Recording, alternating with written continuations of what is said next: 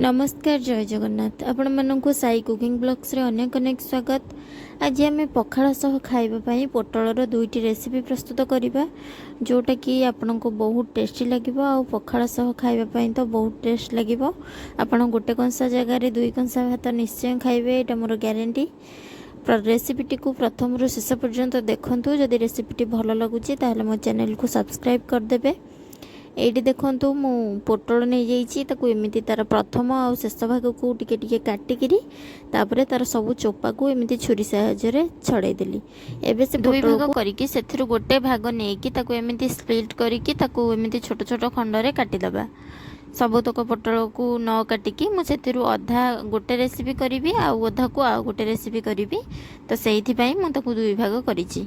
आपड़ जदि ये कौन गोटे रेसिपी करने को चाहूथे ताहले दुई भाग कौन आवश्यकता नहीं। ये देखो मुझे सब पोटल को काटिदेली।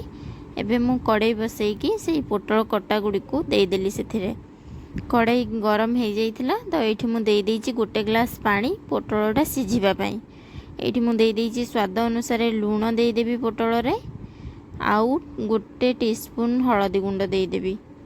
आउ ये गोटे टमाटर को मु फाड़ करके दे दूची, जहाद्वारा कि पोटल सहित टमाटर मध्य भलसे सिझीज। ये देखो स्वाद अनुसार लुण देदेली, आउ हलदी अल्प टिके दौची कलर पाई।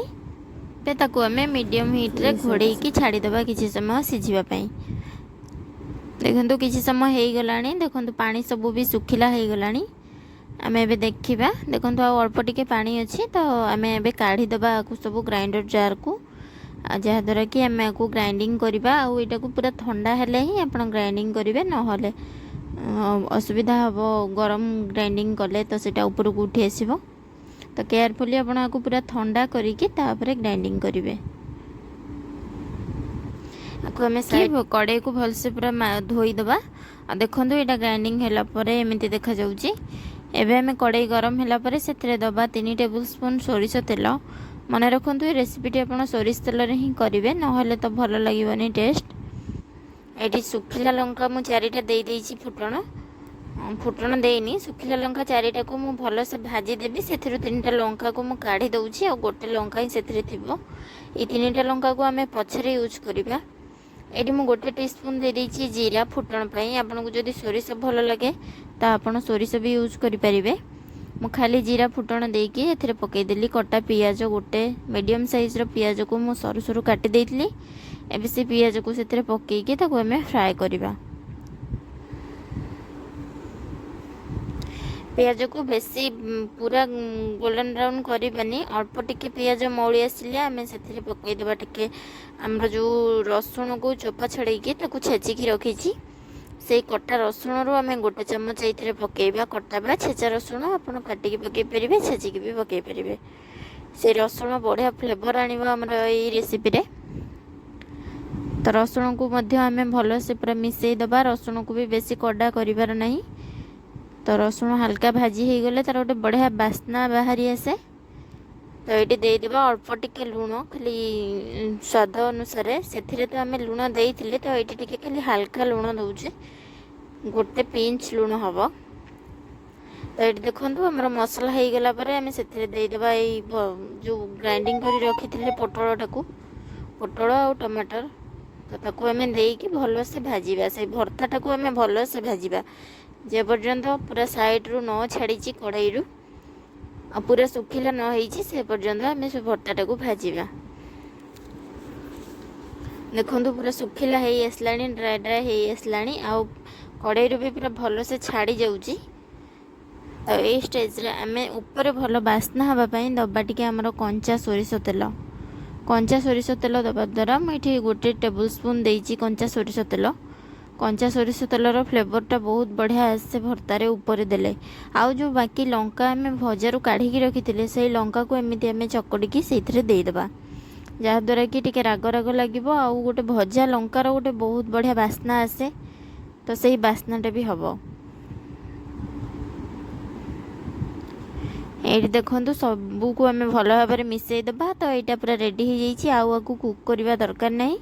तो ये आम काढ़ीदबा। ये भर्ताटा आमर पूरा पखाड़ सहित खाइबापी पूरा रेडी हो जाइए। आपको आम सर्व करवा।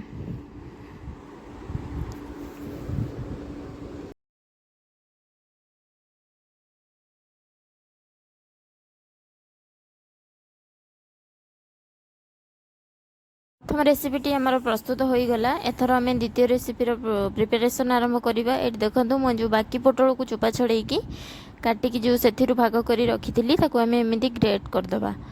देखो मंजी सहित ही ग्रेट करी कहीं मंजीर जो क्रिस्पीनेसटा थाए ना बहुत बढ़िया लगे। आउ मुदेली गोटे टीस्पून लुण आउ गोटे टीस्पून हलदी गुंड आउ जो गोटे पियाज को मुझे काटिकी रखी लंबा लंबा स्लाइस करके तो पियाज कटा मुझे देदेली। आउ देदेली मु चाउल गुंड 3 टेबुल स्पून देदेवी। आपण पाखे जदि चाउल गुंड नथिबो तो आपण कॉर्नफ्लोर भी दे परिबे। चाउल गुंड दबा द्वारा गोटे बहुत बढ़िया टेस्ट आसे पिठो परिका लगे। तो ये गोटे टेबुल स्पून देदेली बेसन आउ 2टी कंचा लंका को छोट छोट काटिकी मुझे पकई देली।